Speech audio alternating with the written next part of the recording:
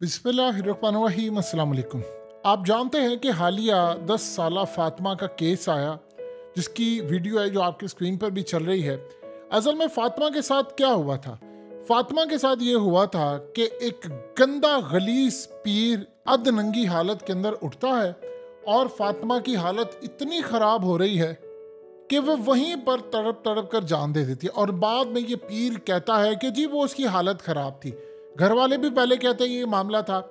अब यकीन कीजिए कि जो अजाब आने से पहले किसी भी कौम के सारे मामलात ख़राब होते हैं, ख़त्म होना शुरू हो जाते हैं, अल्लाह ने वो तमाम के तमाम मामलात पाकिस्तान से ख़त्म करना शुरू कर दिए। असल में अल्लाह ने तो फैसला कर लिया है कि इस कौम ने सुधरना नहीं है। यहाँ पर ऐसा ऐसा जुल्म होता है कि अब जो मेडिकल रिपोर्ट आई है उसमें दिल दहला देने वाले इंकशाफात हैं कि वो जो घटिया पीर था, ये उन लोगों को भी पता हो जो 100 मरीदों ने अपनी एक एक बेटी इसको दी हुई है कि जाओ तुम चीर फाड़ करो, उसका जैसा इस्तेमाल करना करो। और सबसे बढ़कर इन पीरों की जो बीवियां होती हैं, ये हराम का पैसा इनको मिल रहा होता है औरतों को, वो अपने जेवर बना रही हैं, कुछ कर रही हैं। खावंद वहां पर जना करे, बदकारी करे, चीट करे, जो मर्जी करे, शराबें पिए, वो असल में कुछ नहीं कहती क्योंकि उनको नोट आ रहे होते हैं, उनके मुंह में हराम का माल जा रहा होता है। अब जरूरत हाल यही पैदा हुई है कि इस लड़की के साथ उसने ये असल में करते क्या है, ये उनको नशावर अद्वियात देते हैं, उसके साथ फिर करते हैं बदकारी। और बदकारी करने के बाद उनकी हालत इतनी ज़्यादा ख़राब हो जाती है कि ये कर के वहाँ पर सो गया। इससे नशा वो उठी और इसकी हालत ख़राब थी और करते करते उसकी मौत हो गई। पोस्टमार्टम इसलिए नहीं करवाया क्योंकि अब पता चल जाता। अब उसकी कब्र कुशाई हो रही है, उसको कब्र से निकाल कर दोबारा उसका सारा टेस्ट और चीज़ें करें। अब इमेजिन कर लीजिए आप कि मामला इस जानी पहुंच चुका है कि पता ये चला है कि एक दफ़ा नहीं, कई दफ़ा उसने ज्यादती की और लगातार करता गया। अब 10 साला बच्ची के ऊपर एक मोटे हराम पेट वाले शख्स का, जिसका पेट इतना बाहर निकला हुआ है, जब वो चढ़ दौड़ेगा और उसका जिस्म नोच नोच कर खाएगा। और जाहिर सी बात है, अपनी इनकी कोई बेटियां बहनें होती हैं तो इसको तो ब्याते हैं, दूसरों की बेटियों को चीर फाड़ करते हैं कि कोई मरता है तो मर जाए। पता नहीं कितनी, आप सोचिए जिसकी हवेली में हर मरीज ने एक एक बेटी दी है, 100 सवा 100 बेटियां, 150 200 बेटियां अगर किसी की हो, उनकी छोटी छोटी हो, तो ये लोग कितने चीर फाड़ करते। ये मुसलमान नहीं है, ये इंसान ही नहीं है, ये जानवर है। और आपके मुल्क के अंदर अब सूरत हाल ये है। सबसे पहले एक बात आप अपने दिलो दिमाग में रखिएगा, ये बात लिख लें, इस कायनात के अंदर कोई शख्स इसका कुछ नहीं बिगाड़ सकता क्योंकि पाकिस्तान में रहता है। ये जो मामला है ये कुछ नहीं बिगाड़ सकते। जो वो मोहलत का टाइम था पाकिस्तानियों के लिए, वो एक एक करके जो सारे मामला खत्म होते हैं अजाब से पहले, वो लड़ियां जो टूटती हैं वो टूट गई हैं। अब आप सोचिए जरा, आप उसे कब्र से निकाल रहे हैं और उस सूरत हाल में सिंध के अंदर असल में मामला ये है कि वहाँ पर हर दूसरे बंदे की प्राइवेट एक जेल रखी हुई है उसने। वो पाकिस्तान के कानून को मानता ही नहीं। अब वो सारे असम्बलियों में भी पहुंचे होते हैं। अब वो जो वडेरे होते हैं वो असल में, अब इनमें से ये सारे वडेरे एक दूसरे को बचा रहे हैं क्योंकि हर किसी ने 200 रखी हुई हैं लड़कियाँ, किसी ने 500, और किसी को लड़कों का शौक है, किसी ने 100-200 लड़के रखे हुए हैं, ये भी ज़हन में रखी। अब वो कर क्या रहे हैं, वो इस शख्स को बचा रहे हैं, इन सब को बचा रहे हैं कि अगर इसको कुछ हुआ तो फिर हम भी। और होना कुछ भी नहीं है। आप देखिएगा केस लटकेगा, जमानतें, वो सुलह हो जाएगी, वो माँ बाप को पैसे दे देगा और सारा कुछ, वो मामला कर। रही बात इनकी बीवियों की, तो सबसे हरामखोर तो इनकी बीवियां होती हैं क्योंकि उनको सारा कुछ पता होता है। आप बताइए, हवेली के अंदर 100 औरतें आ रही और मर्द आपका बदकारी और जना कर रहा है, आपको पता नहीं है, आपको शराबे और वो सब में क्या कर सकती हैं।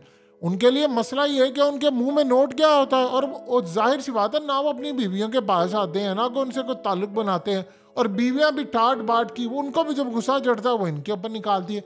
ये आपके मुल्क के अंदर पीरी मुरीदी का कल्चर। पाकिस्तान में 99.99%, शायद उससे भी ज़्यादा पीर ढकोसले फ्रॉड हैं और वो इसी तरह का काम करते हैं।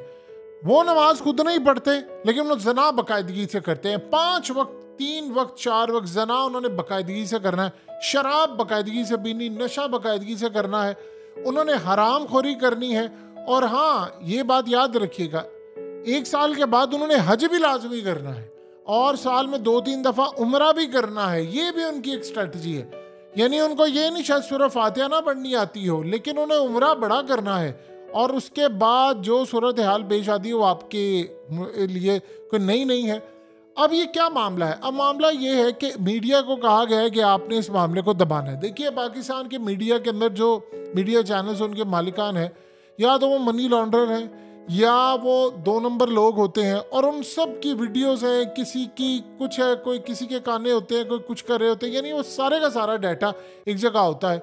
और ये सारी सूरत हाल के अंदर उनको अब बड़े लेवल पर खबर चलाने की इजाज़त नहीं, क्योंकि सिंध के अंदर, बलोचिस्तान में, इवन के पंजाब के अंदर भी ये आपको नज़र आएगा, एक सब जेल्स होती हैं, वो प्राइवेट जेल होती है, उसमें उन्होंने कैदियों को रखा होता है और वो खुद ही जज है, खुद ही मुंसिफा, खुद ही सजा देते हैं, उस पर ना पाकिस्तान का कानून लागू होता ना कुछ। अब रही बात, आप बताइए कि जिनको गिरफ्तार किया गया है उनकी औकात है कि वो असल में उनको कोई सजा दे सके? जिन्होंने गिरफ्तार किया है, सोचिए वो इस धंधे में बुरी तरह शामिल होते हैं, उनको माल जाता है, और आपको हमें दिखाने के लिए इनकी गिरफ्तारी डाली है। देखिए, इस सारी सूरत हाल में आप अपने आप को मेंटली तौर पर तैयार रखें 2-3 चीज़ों के लिए। इस कौम ने बिल्कुल नहीं सुधरना, बिल्कुल नहीं सुधरना, यहाँ कोई इंसाफ नहीं होना, इस कौम ने मलिया मेट होना है। और ये बात आप अपने दिल और दिमाग में बिठा लें कि ये हमारा मुकद्दर बस यही है कि हमने मलिया मेट होना है, क्योंकि आप उस हदीस के खिलाफ जा नहीं सकते। उस हदीस में क्लियरली मेंशन है, नबी पाक सल्लल्लाहु अलैहि वसल्लम ने बता दिया है कि कौमों की बर्बादी का सबसे बड़ा नुस्खा ये है कि वहां पर जब उनके कोई बड़े जुर्म करते हैं तो उनको सजा नहीं मिलती, छोटों को सजा मिल जाती है। आपके मुल्क के अंदर ये हो रहा है। अब कर क्या रहे हैं हम लोग? पूरी तरह, जिसमें मुनसिफ भी शामिल है, जिसमें इदारे भी शामिल है, सब लोग अल्लाह और उसके दीन के अहकामात की धज्जियां उड़ा रहे हैं। सब के सब, आम ताजिर धज्जियां उड़ा रहा है, आम शख्स धज्जियां उड़ा रहा है। इतना जुल्म पाकिस्तान के अंदर है कि अब लोग खुद ही कह रहे हैं, फरियाद करेंगे, यार ये ठीक नहीं होना। देखिए, जिनका हाथ पड़ता वो तो मुल्क छोड़कर जा रहे हैं, जिनका हाथ नहीं पड़ता वो बैठकर तमाशा देख रहे हैं और कह रहे हैं कि ठीक है। वो आने वाली बर्बादी का इंतजार कर रहे हैं कि आज आई, कल आई, परसों आई। ये जो सूरत हाल इस वक्त पैदा हुई है, ये आप सोच लीजिए कि पाकिस्तान के अंदर ये जो काम जना का और बदकारी का है, आप सोचें कि अगर किसी मर्द को, उसको इतना शौक है कि उसे सेक्स करना है या कुछ करना है, तो इस्लाम ने आपको इजाज़त दी है, अब शादी करें। आप लोगों की बच्चियों को लाकर उनके साथ बर्बादी करते हैं। आप सोचिए ज़रा, उनमें से जो बच जाती हैं, कल को जब उनकी शादी होती है, क्या वो ये काम, वो भी उधर ही काम। इसीलिए तो इन्होंने सिंध को, साउथ पंजाब को, बलोचिस्तान को और दीगर जगहों को जाहिल रखा है कि अगर उनके लोग पढ़े लिख जाते कल को काम नहीं छोड़ेंगे। उनकी आगे से बच्चियां होती हैं और वो कहते हैं तुमने ला कर देना। आप बताएं कि 8 से 10 साल की बच्ची, उस बेचारी को क्या पता है, दुनिया का क्या पता है उसको?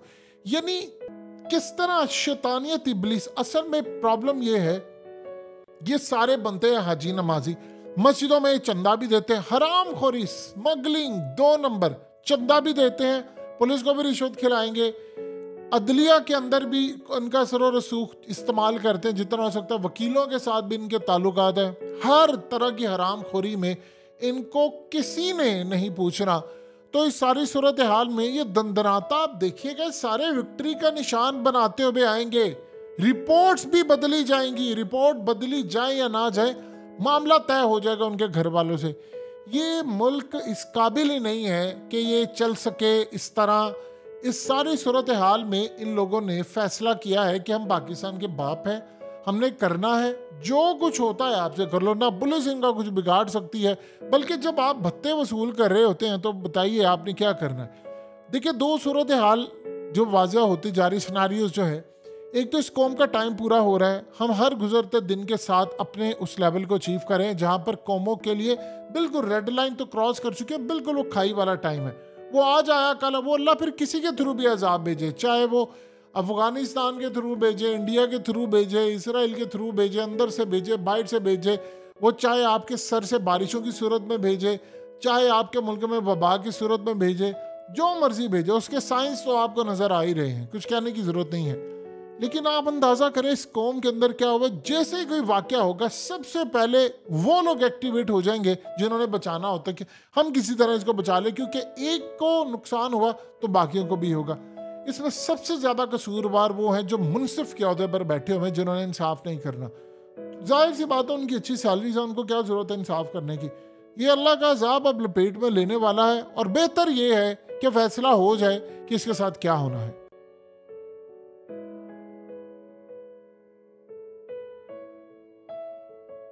हकीकत टीवी को सब्सक्राइब करना मत भूलें, वीडियो को लाइक करें, शेयर करें और कमेंट सेक्शन में अपनी राय का इजहार ज़रूर करें।